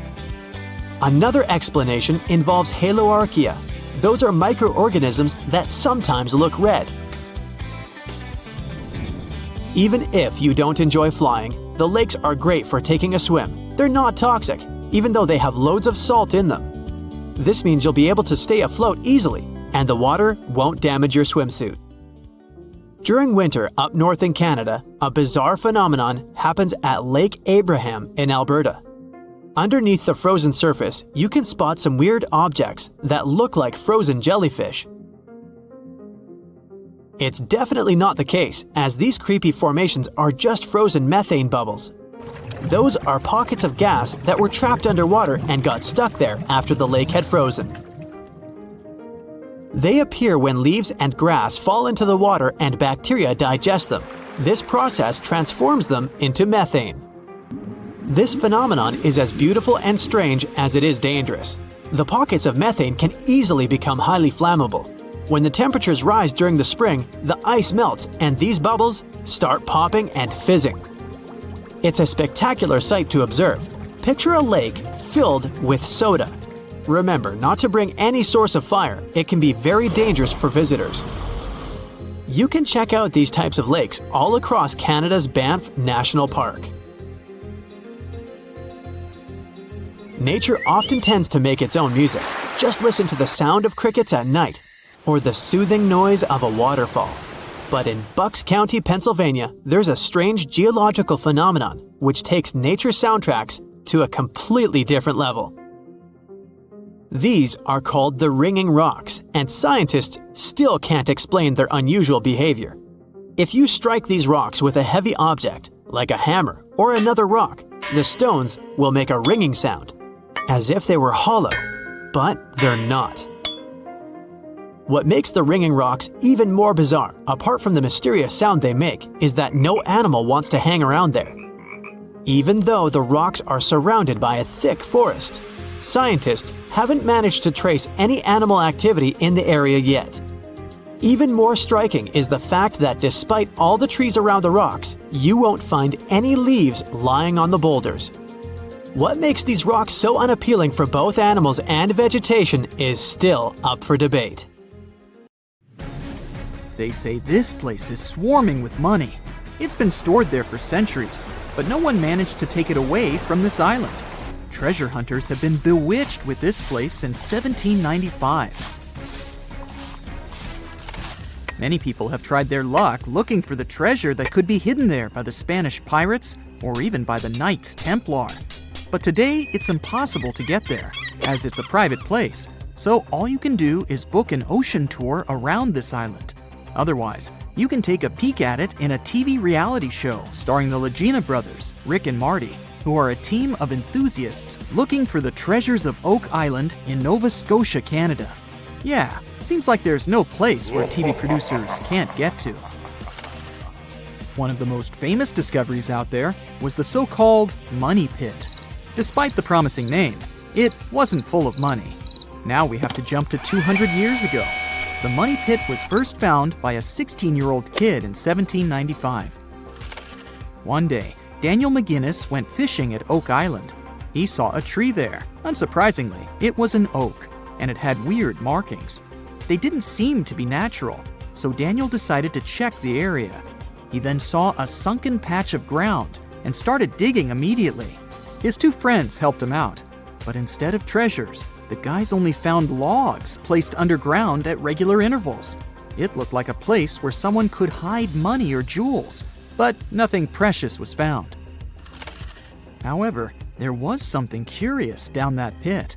someone found a granite stone there, and it had an engraved inscription on it. There were many attempts to decode it, but most of them ended up in failure. There's one translation though, and it says, 40 feet below, 2 million pounds are buried. Yeah, McGinnis and his friends should have dug harder. The next fun thing about the money pit is the coconut fiber found down there. They say that large amounts of this fiber were found at a depth of 60 feet. It may not surprise you, but I have to remind you of one thing. Oak Island is in Nova Scotia, Canada. Coconut trees do not grow there. The nearest one is about 1,500 miles from Nova Scotia, which makes it obvious that someone brought this fiber purposefully. Researchers came up with an idea that coconut fiber could have been used to make ropes and lower all the treasures down the pit. Next up, we have not one, but two mysteries. In the late 1800s, the Oak Island Treasure Company was thoroughly inspecting and excavating the island. Everyone believed something enormous was hidden there. These guys managed to drill 153 feet underground. That's like 15 stop signs stacked one on top of the other. You might have guessed that they didn't find pounds of gold and diamonds, but they found a manuscript. There's a theory claiming that it's one of Shakespeare's lost manuscripts. Some scientists believe that it was hidden there by the writer and scientist Francis Bacon, the true author of Shakespeare's works. Yeah, rumor has it it was Francis and not William who wrote all the plays and sonnets. But there's no proof it was really so. The Money Pit may be the most popular shaft on Oak Island, but it's not the only one, and it's not the first. Before the Money Pit discovery, treasure hunters were drilling at Smith's Cove. While damming there, they found a wooden piece. It was a U-shaped formation that had Roman numerals. After a more thorough inspection, the specialists realized it was supposedly dated to 1769. The Money Pit was discovered 26 years later. This fact created many speculations that this structure might have been part of the real shaft with treasures everyone was looking for. Now, look at this Templar coin.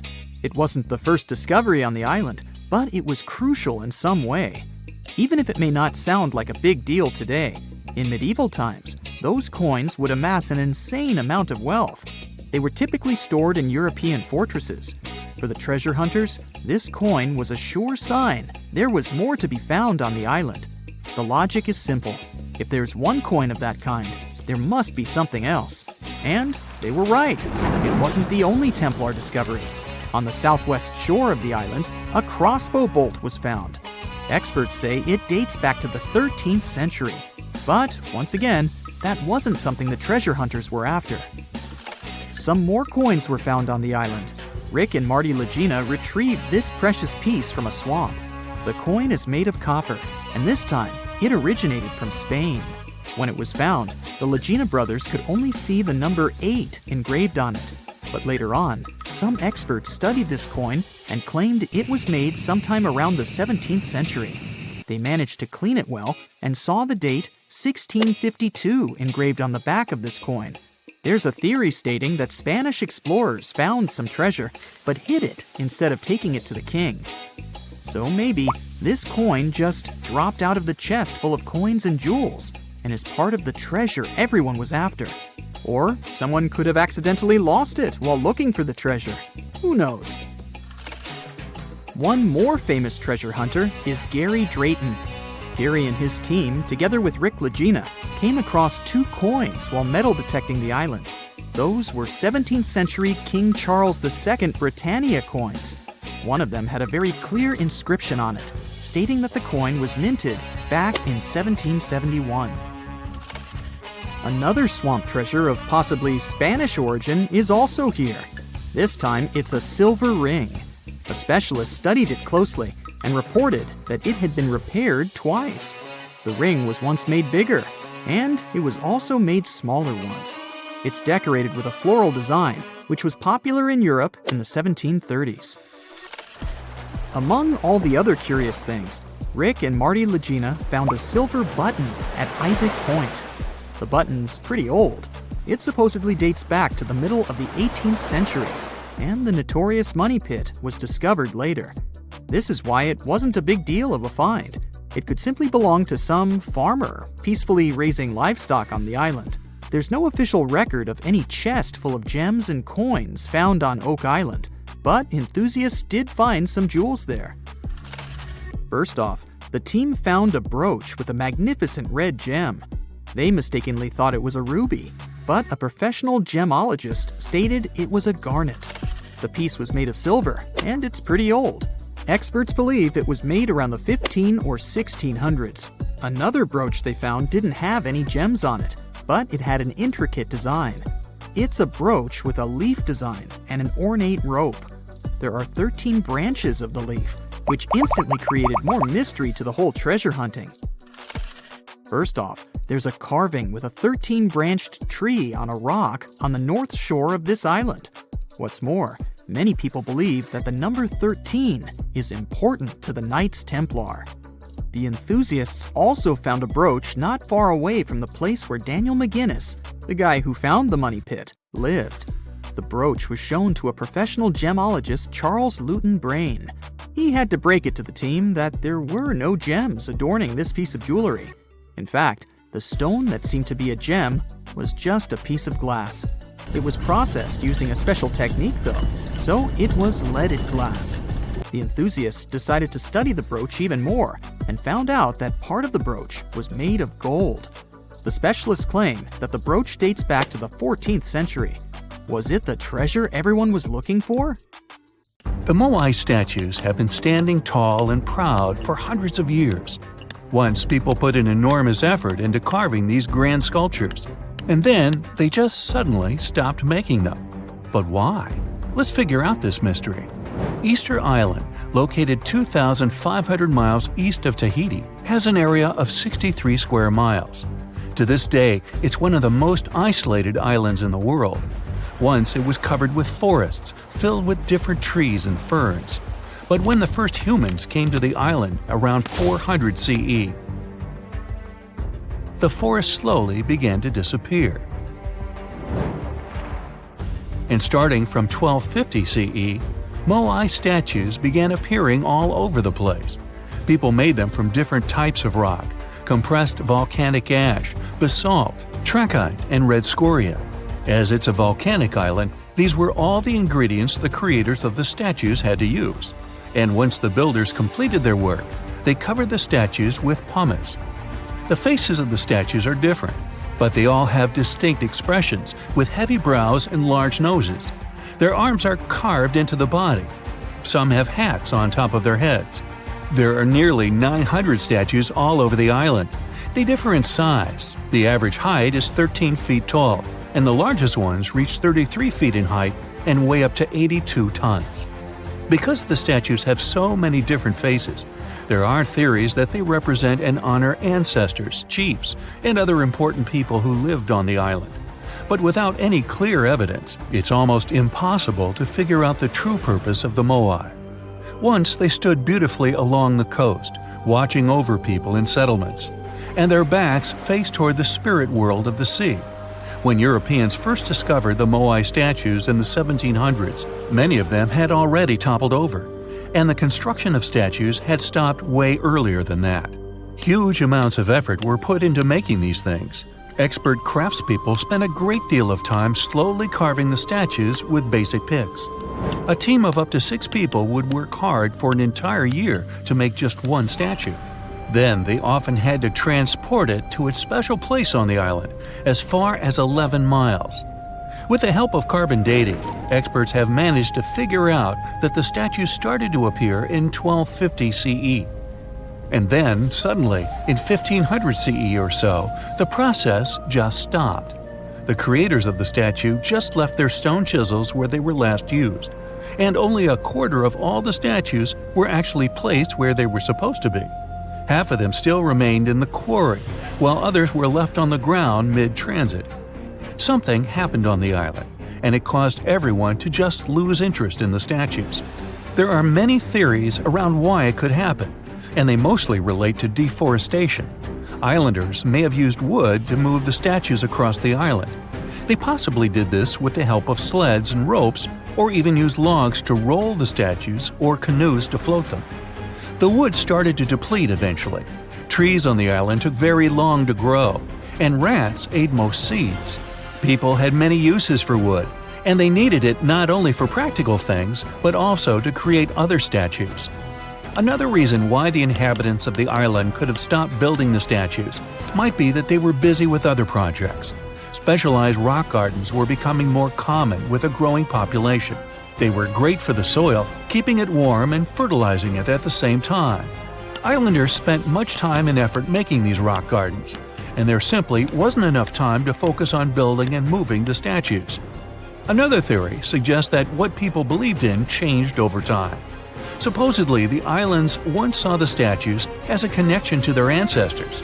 After some time, though, rituals depicting a show of strength and endurance became more widespread. And with these rituals, islanders started to carve images related to seabirds. Seabirds became the main animal on the island. People started to believe that their ancestors looked over them through birds instead of the statues, so there was no longer a reason to build the moai. Anyway, these theories might be true, but the main problem was that the small island couldn't support a growing population. What was once a lush land covered in forests quickly became a barren landscape. For the first few centuries, people relied on forest resources, but agriculture became more important sometime after 1550, when forests disappeared. Tribes that once worked together to build the fantastic monoliths focused on competing against one another instead. During this struggle for land and resources, the moai statues were toppled over because people wanted to reduce their significance. Over the following centuries, all the statues were pushed over, but not all of them deliberately. Many fell naturally after being neglected for so long. Some even ended up in the ocean water surrounding the island, and there they sat for a while. But there was some good news for these statues. They were re-erected, providing a great experience for visitors from all over the world. If you make a journey all the way to this isolated island, the first question you'll probably ask will not be how the statues were made or how they were moved. It will be, how on earth did anyone even make it here in the first place? It was one of the most amazing feats ever. The Polynesians sure did some pretty extraordinary things. From as early as 1500 BCE, these boat-faring people began to explore their world. They used the most advanced marine inventions of their time. They sailed across the ocean in catamarans and outrigger boats, starting in Southeast Asia and inhabiting many more places throughout the Pacific. They lived as far north as Hawaii in 900 BCE and all the way to the south in New Zealand by 1200 BCE. And the farthest journey to the east was, of course, Easter Island. In only a few hundred years, these early sailors inhabited an area of thousands of square miles. They simply memorized where they had already been and, this way, managed to navigate the ocean. They used a wide range of techniques. They watched the sun as it rose and set during the day. Stars helped them at night. If it was overcast and sailors couldn't figure out direction visually, they used other brilliant methods. They watched the movements of ocean currents and wave patterns and paid attention to bioluminescence in the water. These patterns helped them find where specific islands were located. These seafarers even understood how islands and atolls in the distance caused air and sea interference patterns. Birds provided them with certain signs too.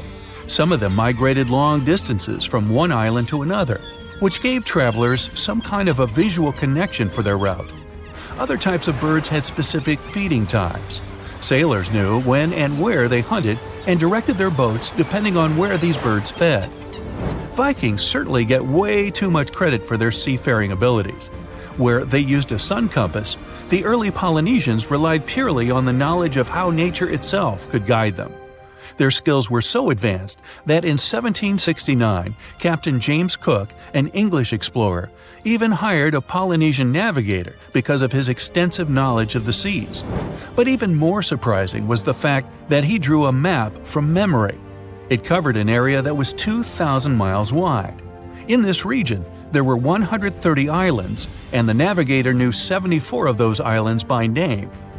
At the beginning of their voyage, Captain Cook often disregarded the navigator's advice, but toward the end of their journey, he was very impressed. He also recognized the Polynesians as possibly the most widespread nation on Earth. It was April 10th, 1912. Richard had just departed from Southampton, England, aboard the most famous ship of the time, dubbed the Unsinkable. Since he had just witnessed a near collision with the SS City of New York, he decided to write to his wife and report the unfortunate and frightening event. "My dearest Sal," he wrote, "we got away yesterday after a lot of trouble." Little did he know that a mere 4 days later, both his pen and the ship he was on would be lost forever at the bottom of the North Atlantic Ocean. Was this some sort of bad omen? Did Richard actually foresee what was about to happen to the ship he was on? In case you haven't figured it out by now, Mr. Richard Geddes was aboard the Titanic on the day that he wrote the letter to his wife. On April 14th, 1912, the ship seemed to have been lost forever. Along with it, so many secrets and treasures have settled at the bottom of the ocean. It took until 1985 for the Titanic's wreck to be finally rediscovered using state-of-the-art sonar technology. Ever since then, they've managed to recover thousands of items from the Titanic, and many of them went on display or auction. Things like jewelry, a life jacket, a menu from the ship's restaurant, or even a sample square of carpet from the first-class stateroom have all captivated the public's attention, just like the many stories of the people on board. Scientists have even tried to come up with strategies to get the Titanic back up altogether to properly study it and stop it from getting more and more damaged at the bottom of the ocean. Some have suggested filling the wreck with ping pong balls to make it float, while others even considered injecting it with 180,000 tons of Vaseline. Another idea was to use 450,000 tons of liquid nitrogen to trap it in an iceberg that would float to the surface. But they eventually had to let go of all these potential strategies since the Titanic is way too fragile to ever be recovered. The Titanic may be one of the most interesting ships lying at the bottom of the ocean, at least in popular culture, but deep-sea divers have a lot of other stories to share. Planes also sometimes find their way to the bottom of the ocean. Deep-sea divers in Oahu, Hawaii came across the wreckage of an F-4U Corsair plane. It seems to have crashed into the ocean in 1946, as it didn't have sufficient fuel.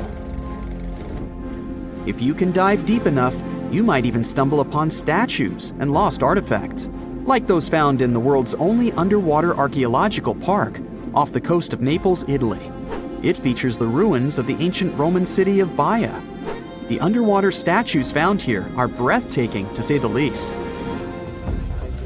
In an ironic twist of events, some of the equipment we intended to use to get us to the moon was lost at the bottom of the sea for a very long time.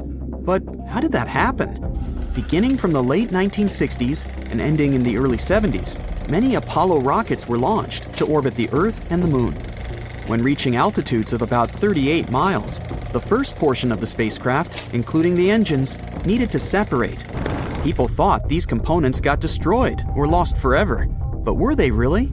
In 2012, a team of specialists discovered a bunch of rocket engines 14,000 feet off the coast of Florida. They have since gone through a 2-year renovation plan and are now on display at Seattle's Museum of Flight. Can you imagine stumbling upon a whole city underwater? Back in 2001, a lost city was discovered in the Gulf of Cambay, off the coast of India. Some archaeologists believe it to be the oldest city in history. By comparison, it's almost the size of Manhattan and features massive walls and even plazas. They stumbled upon pieces of sculpture, artwork, and even what looked like ancient wooden furniture, believed to date back up to 9,500 years ago and 5,000 years older than any city previously discovered. Okay, how about an underwater river? I can't even imagine what that would look like, but some deep divers claim to have seen it south of Tulum, Mexico. Is that even possible? Well, not really, since the Cenote Angelita Cave is not a true river, but a very special type of optical illusion. It's formed by a halocline, meaning a cloud of hydrogen sulfide at the bottom of this underwater cave. Turns out you can actually swim right through this cloud, which makes you feel like you're swimming through a flowing body of water. Not all things discovered underwater are inanimate objects. Some of them are actually quite scary sea creatures. A jellyfish might not be on your list of things to look out for if you can avoid the stings. But this giant one, also known as a lion's mane jellyfish, is the largest known species of its kind. In all fairness, you'll only uncover it if you happen to dive into the waters of the Arctic, Northern Atlantic, and Northern Pacific Oceans. You surely won't miss it, since it stretches across 120 feet from the top to the bottom of its tentacles. When it comes to deep-sea diving, a lot of people are looking to discover some lost treasure. One diver was lucky enough to have hit the literal jackpot when he came upon nearly $1 million worth of treasure on the bottom of the seabed. That was back in 2015, when this lucky diver was swimming just off the coast of Florida. What did he find, you might ask? Well, about 51 gold coins, 40 feet of gold chain, and a rare single coin that was tailored for the King of Spain, Philip V. Speaking of people looking for lost treasures, divers also sometimes found pirate ships. They discovered one of these pirate shipwrecks in 2015 off the coast of Colombia. It dates back to the 18th century.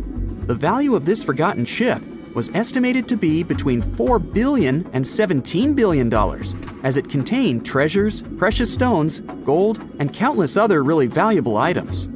By comparison, a whole island in the Bahamas is up for grabs at $75 million. A computer is the last thing you'd ever expect to discover underwater, right? And this was no regular computer, but an ancient one. And yet, someone stumbled upon it between 1900 and 1901 on the spot of a shipwreck located off one Greek island. Researchers believe this weird stone contraption to be the earliest form of a computer. It was designed to serve many purposes, such as predicting astronomical positions and eclipses on the calendar. Since humanity lost most of the technology used back then, it was wonderful to rediscover it so many years later. It let us piece together many of the ancient Greeks' accomplishments. The computer is now at the National Archaeological Museum of Athens, should you ever want to check it out in person. This has to be one of the most mysterious places on Earth. It's called the Mariana Trench, and it's the deepest part of the Earth's oceans. We really don't know how deep it is, since it's so difficult to measure. But it's somewhere around 7 miles deep, and 5 times longer than the Grand Canyon. They first studied this massive underwater hole back in 1875 using a weighted rope. Back in 2012, a Canadian film director named James Cameron reached the bottom of the trench in the submersible vessel Deep Sea Challenger. Some of the most bizarre creatures on the planet call this place their home, including the Dumbo octopus, the sea cucumber, and the goblin shark. The Mariana Trench took its name after the nearby Mariana Islands, which are named Las Marianas in honor of the Spanish Queen Mariana of Austria.